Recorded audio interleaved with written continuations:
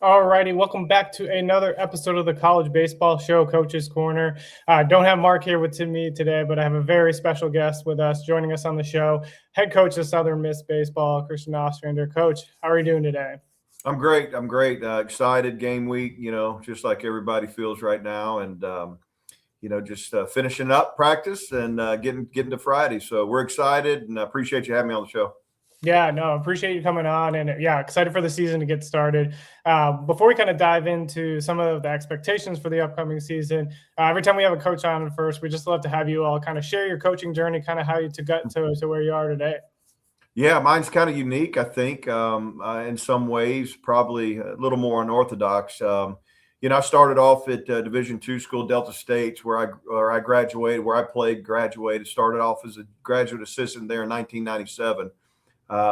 Did that, got my master's, got hired full-time as a pitching coach, didn't know what I was doing, back in 99 and was there through 2002 season. Then I get a call to go to Arkansas State University as a pitching coach. And at the time, I said, I guess that's what you do, you go the next step up. And so I was there at Arkansas State University for 4 years, from 03, 4, 5, and 6. And then I kind of bet on myself a little bit. I kind of got out of the college part. I went to a high school. I did 2 years at Gulfport High School down in South Mississippi. And then, a door opened for me to go get back, and I got an opportunity to go be the head coach at a junior college in the state. I went to Jones County Junior College. I was the head coach there for 8 years. Had a blast doing that, really grew as a coach, running the offense, doing the pitching, doing everything.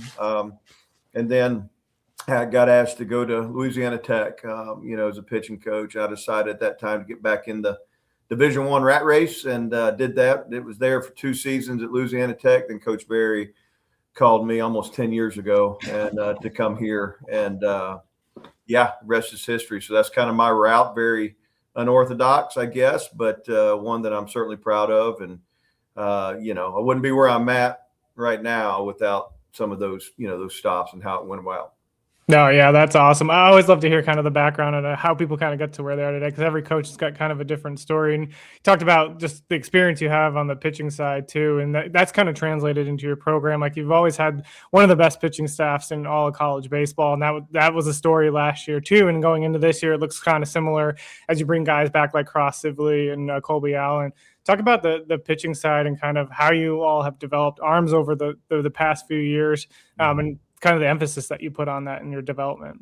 Well, yeah, like I said, I've been a pitching coach my whole career, and honestly, I really felt like we found the model here, the recruiting model with it back, around 2019, 20, right there, right before COVID. I'll never forget, kind of talking with Coach Barry, and just, we did a lot of junior college guys before that. And I loved you. I played junior college. I coached junior college. I love it. But just really felt like it was hard to create the Friday night monster, the ace, whatever, and those pieces, that route. And so we really kind of invested and went the high school route, and were able to, land some really good classes, getting some guys that might not have been ready to be famous right yet, but they had a chance to grow and develop.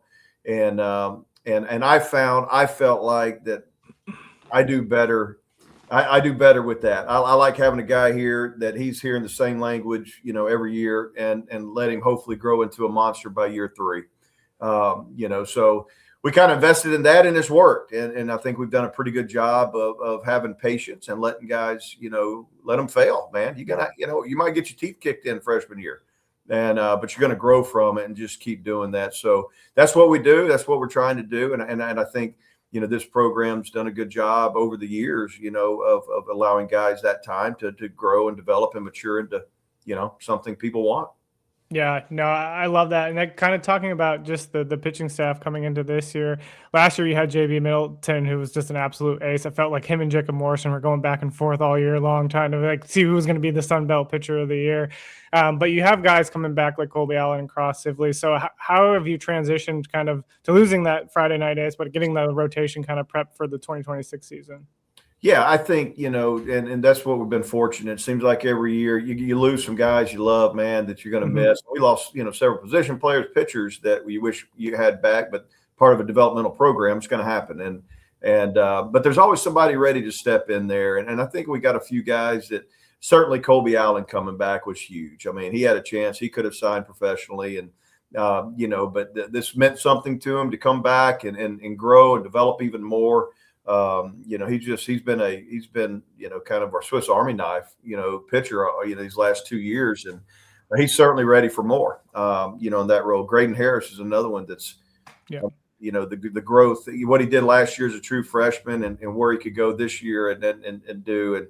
And there's so many others that I could sit here and name, but guys it's their time, it's their time to kind of move up the totem pole a little bit. And, we have experience back, and we have some good youth, and we have a couple good transfer arms. So I like the complex of it. I think it's a staff that has got potential to be a handful.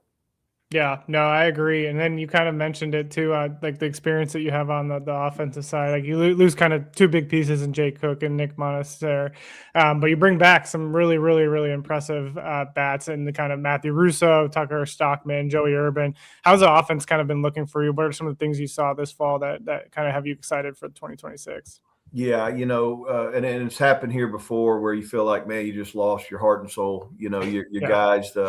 When you talk about Monaster and Cook, what great player. Then you talk about Carson Pato and Ozzie Pratt to graduation and stuff. But then you look up and you go, man, this looks pretty good. I like the depth. I like the experience. I think my assistant coaches did a fabulous job over the summer, targeting two portal hitters.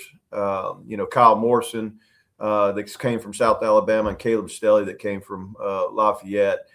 Those are two mature hitters that are experienced hitters that's done it at this level to go with the Russos, the Stockmans, the Higdons, the Urbans and stuff. So I think our lineup's got a chance to be experienced. There's age in it.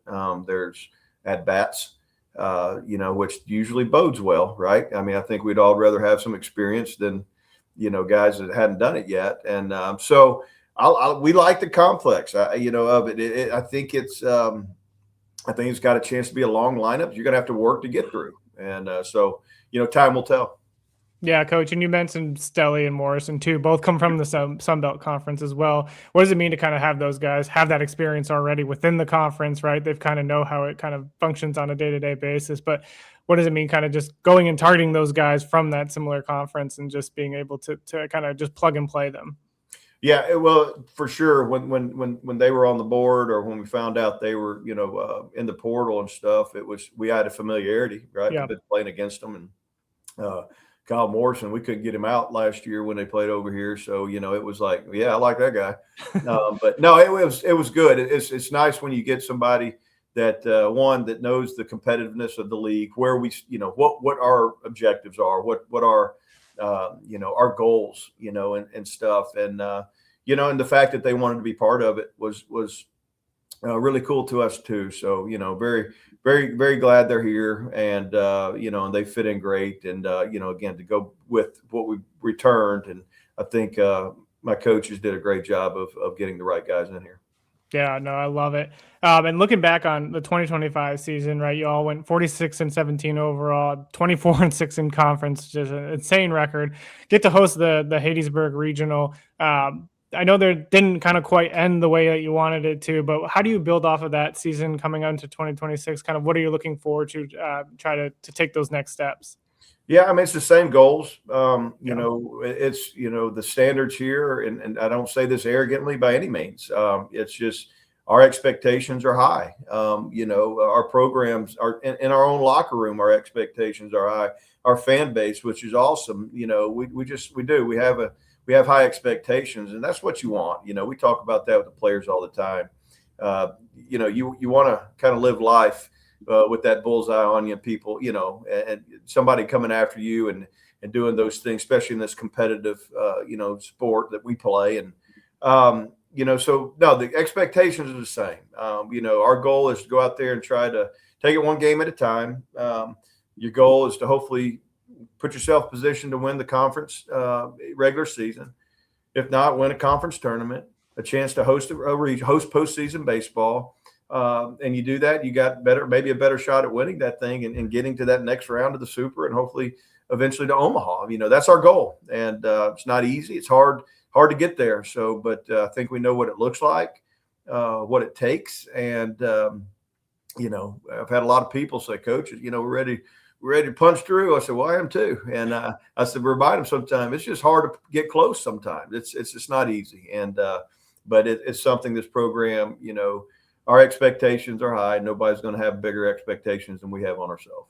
Yeah, no, I love that, Coach. And it's just kind of, I think, a testament to the teams that are in the Sun Belt Conference, right? The road just not being easy to get to Omaha because the conference is such a tough conference. We talk about it all the time on the podcast, how we don't consider the Sun Belt a mid-major conference just because it's so talented and full of a ton of baseball talent. Like you have Coastal Carolina, Troy, Marshall's starting to make some noise. Louisiana's got a winning history in this conference as well. And others like App State and a few others are really starting to build up solid programs. As you've seen the conference just kind of grow over the years, what's been kind of the most impressive thing to you as the conference is kind of built to what it is today? Yeah, so we've been in it 3 years, now, and obviously you knew the history of it and the depth of it, and so to me it's been fun kind of watching it and really what it looks like to me, and I think you hit some of these. You have some teams that might not have been in the top 4 or 5 in the in the past, but man, they're making noise. They're it's different. And when you think of Marshall, what those guys are doing there and the commitment that university made with the program, with facilities, and you think of Arkansas State, Mike Silva's he's a stud. He's going to have those guys ready over there, and that program is going to continue to grow amongst all the ones, the history programs, the South Owls and Lafayette's, and it's just a good mix, man. And you got to show up and you got to play well. It's a 30-game grind, and if you can put yourself in the top end of that top section of that league, then you got a chance to be in a good place at the end. So it's not easy, and it wears you down, and but we try to play a non-conference schedule that prepares us for that too. So time will tell. Yeah, and I have to imagine too, just like you said, kind of having that non-conference schedule, having that in-season conference schedule that challenges you. How does that kind of prepare you for the postseason when you do all get to make those postseason runs? It's everything. For our programs, for quote unquote non-power 4, power 5, whatever you want to call it. Every game matters. You don't get mulligans, and it could be one game, could cost you a regional. It could cost you who knows what. And so, every game matters, everything, and they all matter. Trust me, I know that, but we have to be real mature the way we approach every game and stuff. But because of the way I think we do schedule and what we've done and the model that appears to work, that if with what we do with our non-conference schedule, if you win some games with that, you're going to be in the conversation, to have a chance to have postseason baseball, which it's hard to do, but it sure is fun when you get that opportunity. Yeah, Coach, I think you kind of nailed it too, talking about how there's just one game can kind of change the trajectory of the season. And we talked about that on the preseason podcast we did. It's like the college baseball season, as long as it might seem, it's very short. And so like you have those opportunities that come up that you can kind of take advantage of, or they can kind of come and take things away from you. So I think an important part of that too is like really developing that locker room cohesion to minimize those kind of opportunities that might come up. With the like ever-changing transfer portal, just kind of how recruiting has changed over the years, what do you as a coaching staff do to kind of help develop that cohesion in the locker room early on in the fall, or when as soon as guys get to campus? Yeah, great question, man. Number one, we talk about it a lot. I believe to my core, whether the transfer portal was a thing or not, in coaching and leading young men, it's about unity, brotherhood. It's about a bond that you got to work at, I mean, especially in this day and age with communication so technology driven and just being able to talk to people face to face and engage and stuff. So it's something that we do. They probably get sick of hearing it from me, to be honest with you. But it's something that's been special here. Just the unity. This place means something to these guys when they get here. Our retention rate has been great over the last 5-6 years. Knock on wood, I'm proud of that. Do not take that for granted. But that doesn't happen if you don't have an environment, a fan base that adores our players, that lifts them up in the community, and they support them, and they come to the games, and they think, this program means something to the community, and the community means everything to this program and stuff. So that needs to be there. We got to take care. We got to treat them right, and I think we do. I got a great group of assistant coaches. They're just great human beings that, they develop genuine, authentic relationships with the players. And I think that's what it's all about. We can bark, we can, bite when we need to and stuff like that. But ultimately it's about, we're all in it together, and you create that kind of, that feeling of it to where, hey, I got your back. I know you got mine and stuff. You got to work really hard at it. And I think this day and age, it's even more important. But I feel like here at Southern Miss, we got a lot of good ingredients that helps us keep those guys here, helps us create that unity and create that brotherhood. So very, very fortunate to be part of this. Yeah, and I think you're kind of spot on there too, because I think, at least from my experience, like the human element plays such an important role. We get kind of lost in the data and the numbers and times like that. And as important that as it is, like you talk about, like developing that brotherhood and that relationship in the locker room to really help kind of catapult you to that next level. I'm a Royals fan, so I always use an example like the 2014, 2015 team that made those runs. They all came up through the minors together, and so they had like that cohesion. So it's really kind of awesome to hear you kind of touch on that and like how important that is to the locker room.